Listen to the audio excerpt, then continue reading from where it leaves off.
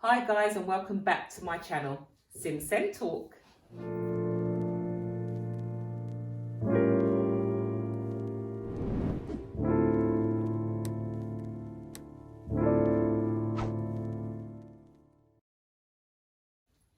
Guys, welcome again.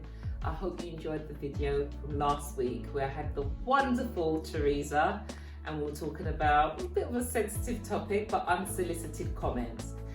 You know, as I've said before, I really want to address as many topics as I can, because you know what, us as Sen families, it's our reality, and if we can share some words of wisdom or just some advice so that, you know, people don't get stuck, or also it's a learning curve for a lot of us. So, you know, if there's any other topics that you can think of, put in the comment section, okay? But just to say, I know some of you are watching and you haven't decided to subscribe yet. What are you waiting for, guys? Click that subscription button and like and comment if you choose to, and share. Guys, as you can see, I have a guest, Bukky. Hey, how you guys all doing?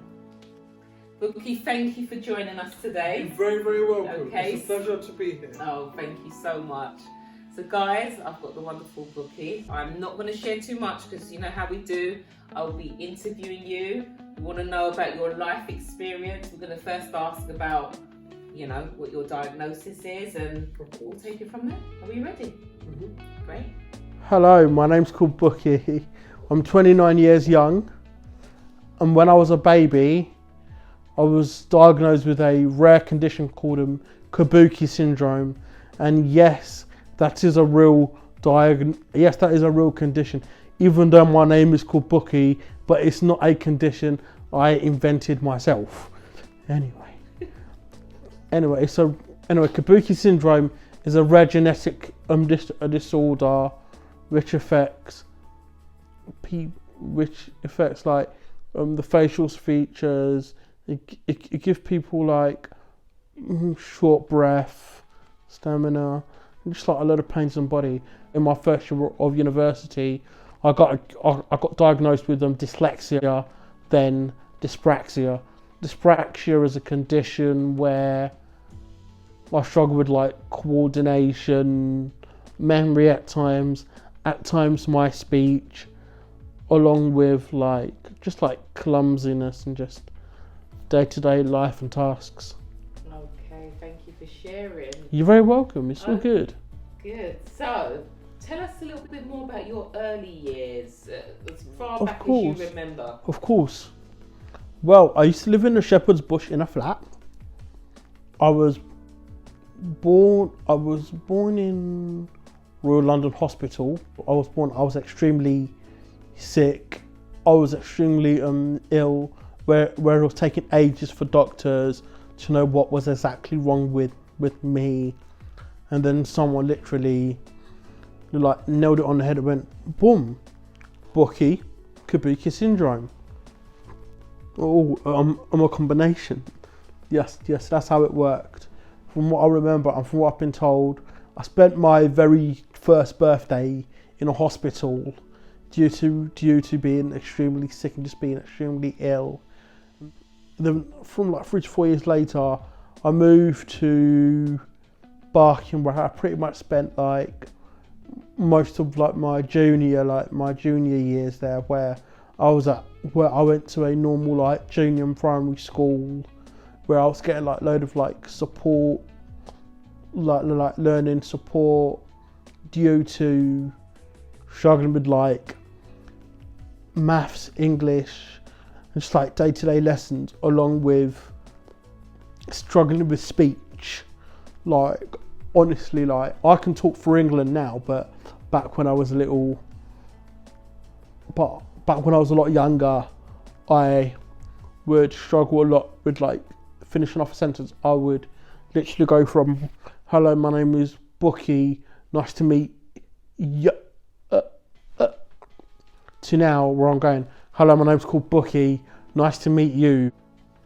And then I think when I was about 9 or 10, I moved to the town of where I live currently in Hornchurch, where I pretty much spent my secondary school years in Hornchurch.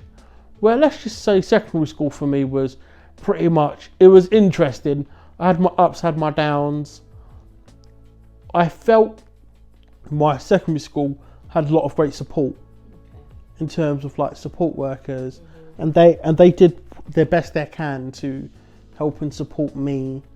But I felt that some, not all of them, but there were some teachers who didn't really understand my condition or my situation, and just did not know how to work with me and like that. Have you got any examples? Of course, literally, yeah, like definitely. I remember, like there was this one time, I was in a lesson.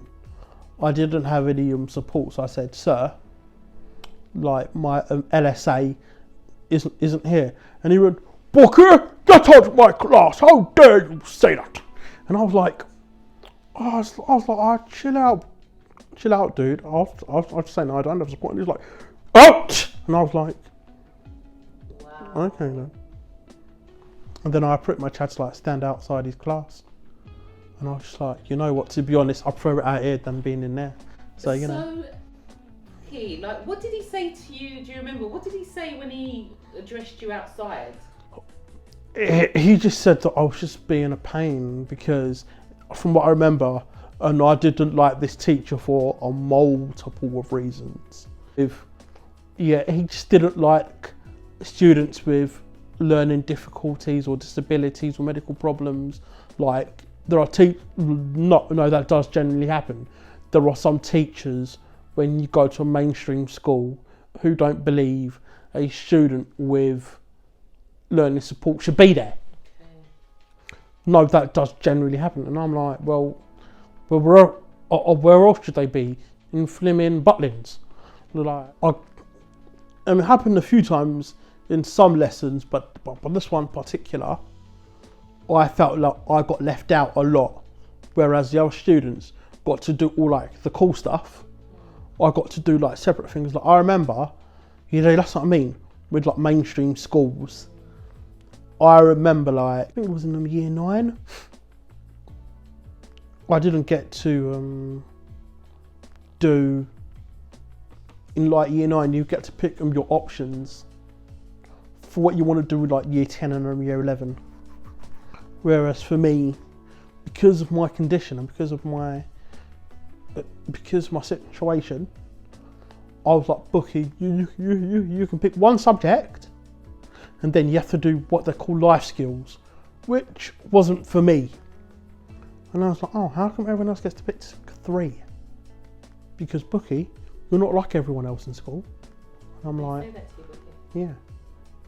And I'm like, well, clearly, well, thank you, Captain Genius. And I'm like, well. Wow. And then. It was only, sorry to interrupt, so it was only about 16 years ago you were at school. Pretty much, yeah. So not a massive, you know. And I left in 2009. 2009? I did put myself, I just remember, like, unfortunately, I was picked on a lot in school, but also, I'm not gonna lie, I wasn't exactly an angel. I did put myself in situations that I shouldn't, that could have easily, I could have easily avoided, or I could not have just started anyway. I did, because at the end of the day, I'm only human, I'm not perfect. Yeah. And when you're like 13 or 14, like you used to like try and act cool and all like, and then when you get older, like you realise, I always say this to people, like one thing I'm happy about as I got older is I always say like schools need to teach a lot more when it comes to neurodiversity, and not have just like 1 week of it once a year. Let it be like a weekly subject, like where teachers teach students all about people with disabilities, learning difficulties, medical problems, medical issues.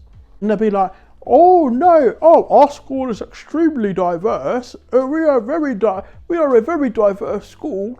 We have a special needs week, which goes from October the 10th to I'm October the 13th. So and I'm like, so that's basically 2 days then. I'm like, listen, sir or madam, why don't you have it once a week? Instead of teaching some like subject that I'm not a fan of, why don't it be once a week instead of once a year? But I feel that if it was taught weekly, students in the DLM community would feel more accepted and they would feel less bullied and they'd feel more human. And I also feel that students who are not part of the DLM community can also learn from students who are in the DLM community. And I also feel that they could also teach the DLM community something. So, works both ways. Because people in the DLM community, they are not stupid. No, they are not stupid. No, they're actually extremely clever. So Bukky, you mentioned about, one or two teachers could be more that weren't very supportive. Yeah. Can you tell us a bit more about your experience? Of course, yeah. Look, I literally remember this moment like it was yesterday. Like, even me and my mum, we even talk about it like sometimes. And I remember though, my mum was just being really upset and just really furious at this moment. Look, I was literally like a few months away from just ending school. And obviously that's like an exciting year, Yeah. There was like a university, like an open day kind of thing for like school kids. And at the time I was only like 15 and I was like, oh, what? And I was like, oh, yeah, I might think about going to uni. Yeah, and then my mum signed like the letter, then I had to give it to like a teacher. And this specific teacher was like, Bukky, you don't need this.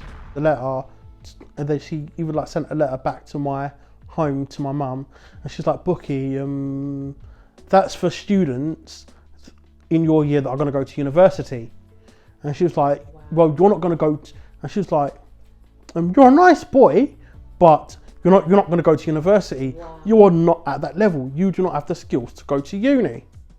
She actually said that to you? Literally. And then my mum was like, and then when I got home, my mum was really upset to the point where like she had to write a letter back to the school complaining about it. And then from what I remember, all we got was, oh, sorry about that. Yeah, the teacher said sorry, and we support Bukky with wherever he goes in the future. And then pretty much that was it. And then like, one thing I'd say, I don't want to big myself up too much, but I'd say myself, I'm quite a rare individual, mainly because I want to tell people something now that a lot of people are going to be like surprised about. I left school with 0 GCSEs. That was because basically my secondary school were like, Bukky, you're a nice guy, but we don't see you ever going to do like GCSEs. But we don't think you can do the GCSEs because we don't think that you're at that level. You're not going to be doing very well at it. And I was like, oh, okay. So instead I had to do something called life skills, which I passed. Which was, if I'm being honest, it was not for me. And then, when you say it wasn't for you, is that because you found it too easy? Mainly because I wanted to do like a lot of like, to just see what like, to just do like some like subjects that some of the other students were studying, so that I could feel a bit more included. Yeah. Yeah, and then like, I remember though, people from my year had to do like their GCSEs around like late April, May, June-ish time. I remember I had to leave that school at the end of April. I had to finish at the end of April. Basically, when they had to do their GCSEs, they were like, you don't need to come back anymore. Wow. Now this is when I'm going to talk about something that's really important. And I don't have anything against special needs schools or colleges or programs or anything like that. But my old secondary school, they tried to get me into a college course, which was not for me. I'll explain to you what happened. Basically, what it was. I remember that when I was at that school, I wanted to do media. But because I was very young back then, and I didn't really like know how to like stand up to myself to like teachers that well. I wish I told them I don't want to do that. I want to do this instead. And then I ended up going to a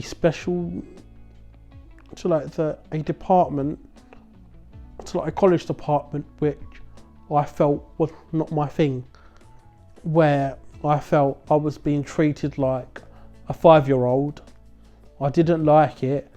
I struggled a lot with some of the students, and I struggled with the teachers as well, and I felt there was a lot of like racism, a lot of bullying, a lot of bad things that were going on around that college area, to the point where and the college knew that I didn't want to be there, but they kept on telling me that me going to university and me studying media in college is unrealistic.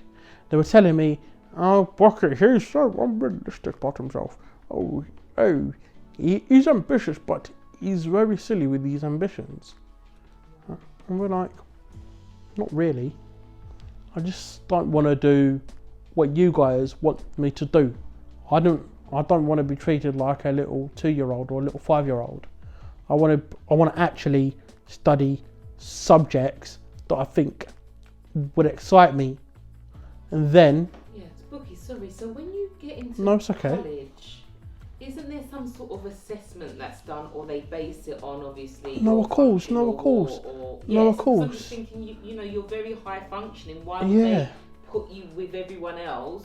Because basically, it was what the school suggested to me. Like, even though it was a long time ago, like, I don't remember them having a conversation with me saying, "Bukky, what do you want to do next?" All I remember was, "Bukky, you're going here and you study this. It's either this one or this one." And I was like, "Oh." No choice. Yeah, and then eventually, because that college was sick of my behaviour, they were like, "You know what, Bukky, you can go to the other campus, the campus that I wanted to go to in the first place." Number one, my sister was there, and I had like a load of my friends there as well. So I ended up going there, but they were like, "But you're not going to be doing media, you're going to have to do IT." And I was like, "Oh, okay."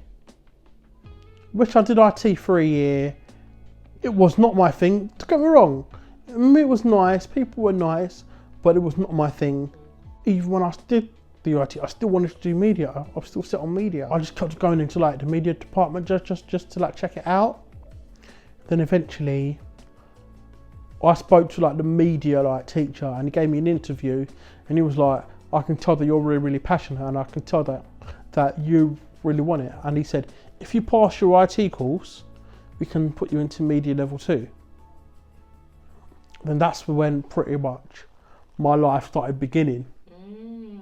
Even though I didn't have the GCSEs or the right skills or the right grades to get onto the course, I got onto it and I did really well, and the teachers were like really impressed with me. I remember like the media course teacher having a meeting with like my mum, and then he was like, and he told my mum like something that other teachers never told my mum before. He's doing really well on the course. He's actually really, really good at it, and we can see him progressing. And he was like, "We know that Bukky wants to go to uni, and that's all he's been talking about." And we're like, "I think this course can actually help him get into university." Finally, there was a teacher, there was a tutor that believed in your dream. Literally, and then that was your first experience of. Yeah. Then my mum was like over the moon. And then I did like another 2 years studying media, like level 3 part 1, level 3 part 2, and the teachers all said the same thing, like, "Bukky, he's great and he's really good at media." And then I ended up going, and then boom, I ended up at university Yay. by like a miracle. Well done. So Bukky, you were at uni for a while, and you know what? You completed your course, so well done to you. Definitely. Woohoo! Well done to you, because it really, you know, there might have been some people there that were there for 2 years, 3 years, but this is your own journey. So just congratulations. Thank you very much. So, you know, I'm sure you were reflecting about your secondary school. Do you want to share? So there was a letter that you wrote. Basically, I wrote an email like literally like a month before I was like graduating uni. Okay. Yeah. Can you share it? I would. Thank you. Hello, my name is Bukky Awaje. I'm a former school member from 2004 till 2009. In my final year at the said school in year 11, I was told by a specific teacher that I would not make it to university. This was due to my grades and my work being poor, where it did not only make me lose confidence at the time, but it actually motivated me to do well. It's been 11 years on, and now here I am in my final year at university, about to get my degree in media. So I am here to email the school to tell the teachers, do not tell your students that they can't achieve what they want in the future. Yeah. The reason is because not only will it bring a student's mental health, bring down a student's mental health, but it actually motivates them to prove the teachers wrong. So I'm emailing today to say, be careful what you say to your students. The reason is karma's not very nice to people, especially to those who bring others down. Also, instead of hurting a student by telling them they ain't good enough and they won't make it, why doesn't the school work with the student to help them improve their skills and send them on the right direction? Yes, some students struggle more than others and some lack motivation. That's why a teacher should motivate and encourage those students who are, I'm pretty sure, that is a lot more satisfying and helpful to the student and the teacher in both ways. The reason why is because it proves that students, no matter what background, can achieve anything in the world. Also, can you please not take this as a personal attack on the school? I'm only saying that teachers can be proven wrong, and please don't take this as a personal attack. So please not. I'm not out to harm anyone. If anyone is thinking this, if anyone's thinking that, can you please send this email to the certain teacher? And if she doesn't, and if she still works at the school, or if she even remembers me. If she doesn't, I'm sure this email will. Finally, wash your hands and keep safe. Well done, well done. Did you get a response? Unfortunately, no. Okay. Right, and then you forwarded the email. I sent another email like a year later, still nothing. But you know what? I've learned it doesn't matter anymore. Yeah. It doesn't matter. You've achieved. Definitely. Let's hope whoever read it, and I hope it did get to the head, that they can start to make those changes. Definitely. Thank you. It'd be nice if they recognised your letter, but you know what? You've moved on. Moved on with life. You've proved them all wrong. Definitely. So well done to you. Thank you very much. Thank you. Bukky, thank you so much. It's been a pleasure. I've had fun. Wow.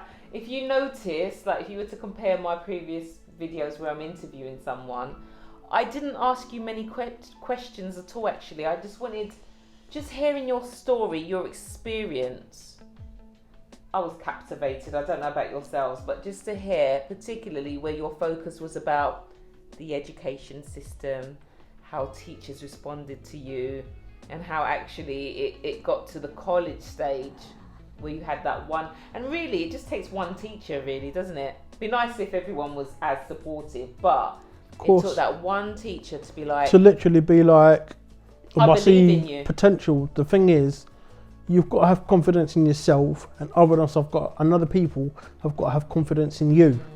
That's why I see it. It's like a team. Yeah, that's it. And then from that, university. Defo. Do you know what, Bukky? I wish you all the best. Thank I you very really much. Hope, your platform, and I'll get your details after and put it in the description box. But your story needs to reach the nation. It really Thank does. you. I'm not just saying that. Thank you. Because you are an example of success. And Hey. you're saying you're not perfect. No one is perfect. But you've had a lot of obstacles. But you know what? Even when you fell down, you got back up. Yeah, I got knocked down. And I got up again. He's the right character, wasn't he? I got knocked down. But I really hope that you will continue to inspire so many people as you have been doing. Okay. So as I It's say, not a sprint. It's it's not a sprint. It's a marathon. It's a marathon. And we're in it together. Way. Thank you. Good night. Well done. Woo!